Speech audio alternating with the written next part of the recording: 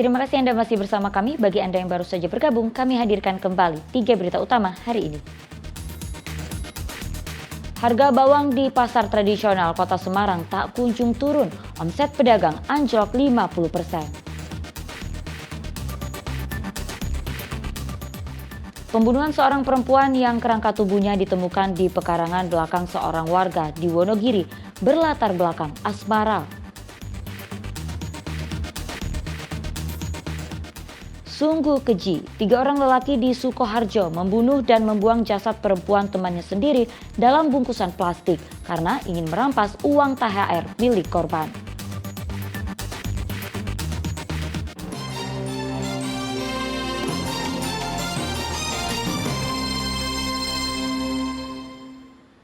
Polisi telah menetapkan 1 tersangka dalam kasus temuan kerangka dan potongan tubuh manusia di pekarangan belakang rumah milik warga Setren, Kecamatan Slogohimo, Wonogiri. Pembunuhan rupanya dilatar belakangi emosi dan sakit hati pelaku kepada korban yang memiliki jalinan hubungan asmara. Keluarga korban meminta tersangka dihukum seberat-beratnya. Dari hasil penyidikan unit Reskrim Polres Wonogiri dan pengumpulan barang bukti di lapangan, polisi telah menetapkan 1 tersangka dalam kasus temuan kerangka tulang manusia di Desa Setren, Kecamatan Slogohimo. Tersangka adalah SPY. Tersangka awalnya belum mengakui perbuatannya telah membunuh korban KDP, warga Randusari, Kecamatan Slogohimo. Namun setelah mengerahkan anjing pelacak dan menemukan kerangka tulang manusia, tersangka tak dapat mengelak. Pelaku dan korban memiliki hubungan asmara. Namun kehadiran orang ketiga membuat keduanya cekcok hingga tersangka tega membunuh korban. Dengan menggunakan anjing pelacak di lokasi tersebut, setelah ditemukan adanya korban baru yang bersangkutan tidak bisa mengelakkan lagi bahwa yang bersangkutan telah melakukan daripada proses daripada pembunuhan tersebut. Korban dengan pelaku ini memiliki hubungan asmara.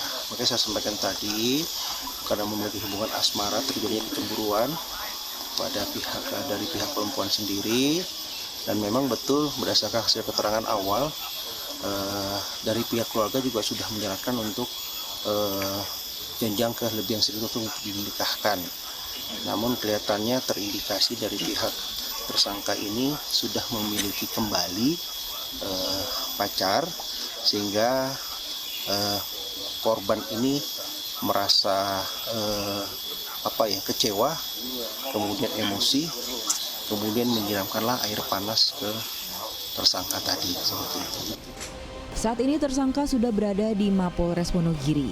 SPY kalap karena sakit hati usai cekcok dan disiram air panas oleh korban. Pria berusia 44 tahun itu kemudian membekap korban dengan handuk. Jasad korban kemudian dibakar dan dikubur di pekarangan belakang rumahnya. Cerita kartu saya diambil, diminta, dipaksa, terus dilihatin, dilihat semuanya. Terus saya bikin kopi, saya turun lagi ke bawah, lagi ke atas sana. Terus kan tempatin saya, tahu-tahu saya disiram pakai air panas, Pak, pakai air panas itu. Karena langsung saya buka pakai handuk, terus saya bawa keluar dari bekal, ada sekitar 10-15 menit. Terungkapnya pembunuhan KDP menorehkan luka dan duka mendalam bagi keluarga di Desa Randusari, Kecamatan Slogohimo, Wonogiri. Kerabat korban mengungkapkan keluarga telah mencurigai tersangka terkait hilangnya KDP sejak 26 Maret 2024 lalu karena tersangka sempat dekat dengan korban. Keluarga berharap SPY dihukum mati atau seumur hidup. Karena orang-orang yang sempat dekat ataupun sempat itu kan itu si Supri itu, dan juga mengkaji ulang terkait dengan kronologi awal pasca tanggal 18 Maret itu kan sempat dihujur lah bahasanya nek wong desa, nek bahasane jenengan nanti gimana monggo terkait itu sempat digusur TKP-nya itu di Desa Waru. Bagi keluarga minimal itu katakanlah minimal itu hukuman mati atau seumur hidup keluarga. Dilihat dari cara membunuhnya dan juga cara memperlakukannya setelah meninggal itu kan tetap. Saat ini penyidik menjerat tersangka SPY dengan pasal 338 KUHP yang ancaman hukumannya 15 tahun penjara. Heri Prasetyo melaporkan dari Wonogiri. Motif pembunuhan seorang perempuan muda di Sukoharjo yang jasadnya ditemukan terbungkus plastik akhirnya terungkap. Menurut ketiga pemuda yang menjadi tersangka, pembunuhan terjadi karena mereka ingin menguasai uang THR yang dibawa oleh korban.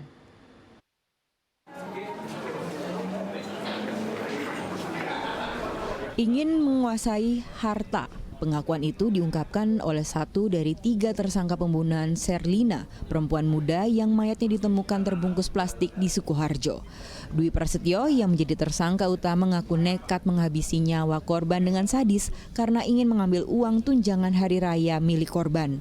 Dirinya menuturkan korban adalah temannya semula meminta tolong untuk diantarkan mencari makan pada Senin malam tanggal 8 April lalu. Saat itu korban bercerita baru saja mendapatkan uang THR dari majikan tempat ia bekerja. Mengetahui hal itu, tersangka timbul niat jahat untuk merampok THR korban sebesar 5 juta rupiah.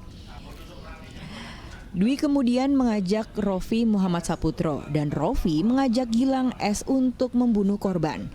Dwi menjerat korban dengan sabuk silat miliknya hingga tewas, lalu dua tersangka lain menghantam korban dengan batu. Selain mengambil uang, ponsel korban juga mereka bawa kabur. Pada saat kamu cekik sudah meninggal belum? Belum. Terus dipukul sama siapa kamu? Pakai apa? Pakai batu. Kenapanya? Pukul pertama itu. Oh, kowe yang mukul. Oh, dia yang mukul. Ini satu hari bisa kita ungkap. Dicekik, pukul, mati. Kamu bagian apa? Mukul juga. Dan itu teman kamu semua. Yang kenal dengan korban siapa? Kamu ngajak mereka? Halo? Ngajak mereka? Caranya ngajak gimana? Walah nggak mungkin loh ngambil harta korban. Cara mengajak mereka.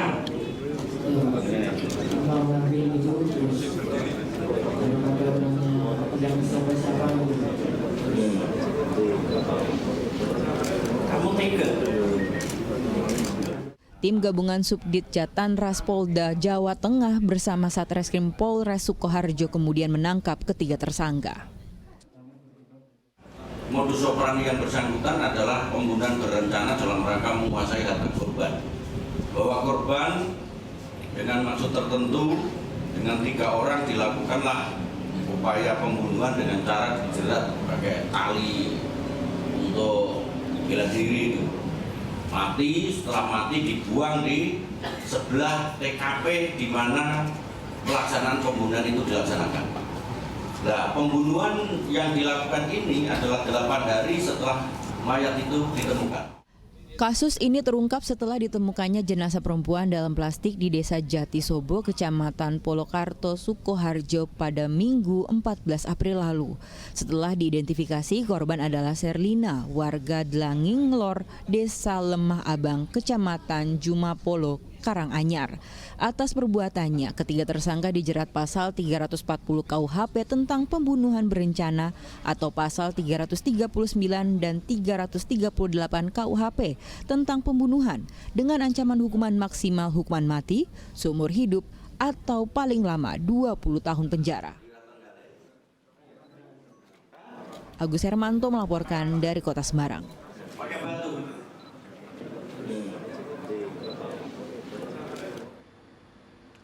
Sebuah minimarket di Klaten disatroni pencuri. Pelaku membobol plafon dan menggasak barang dagangan minimarket yang nilainya mencapai 20 juta rupiah.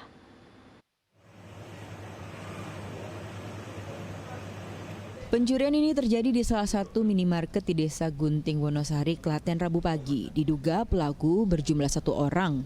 Pencuri masuk ke minimarket dengan cara membobol plafon berdiameter sekitar 1 meter.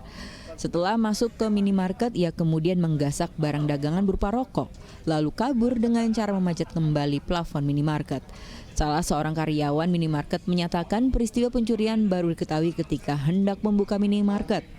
Karyawan mendapati bagian dalam minimarket telah berantakan, sedangkan rokok dietalase telah raib dan plafon dibobol. Akibat peristiwa pencurian, kerugian ditaksir mencapai 20 juta rupiah. Pencurian itu telah dilaporkan ke polisi. Ini dari depan itu masih terkunci seperti awal, terus buka, habis itu masnya nyusul, lihat kasnya udah berantakan, masnya langsung nunjuk, itu loh mbak, jebol. Iya, habis itu lapor. Yang diambil apa? Yang diambil yang sementara itu rokok. Rokok. Iya. Jumlahnya? Kalau dari rekapan data itu sekitar 1000-an. Harusnya adanya rokoknya. Bungkus. Iya, 1000-an. Kerugian kira-kira sekitar Ya, berapa? sekitar 20 jutaan. Setelah mendapat laporan, polisi kemudian melakukan olah tempat kejadian perkara dan proses identifikasi. Diperkirakan pencuri masuk dengan cara memanjat pagar bagian samping bangunan. Pelaku lalu membobol plafon dan menggasak barang dagangan dalam toko. Cara dia untuk melaksanakan kejahatannya melalui halaman samping, manjat, kemudian dari atap, kemudian jebol plafon dan mengambil beberapa, kebanyakan adalah rokok. Nah ini baru kita perdalam, baru proses kita perdalam, nanti perkembangan akan kita sampaikan kembali. Jadi petugas telah melakukan olah TKP ya Pak ya di lokasi? Ya betul sekali, dengan laporan langsung kita kemudian ke TKP, kita cek, kemudian dari Inafis dari Polres pun juga hadir, di situ memperjelas mungkin langkah ataupun preventif berikutnya lagi manakala pelaku akan berkembang ke daerah lain. Hingga kini peristiwa pencurian tersebut masih dalam penyelidikan polisi. Krisna Agung melaporkan dari Klaten.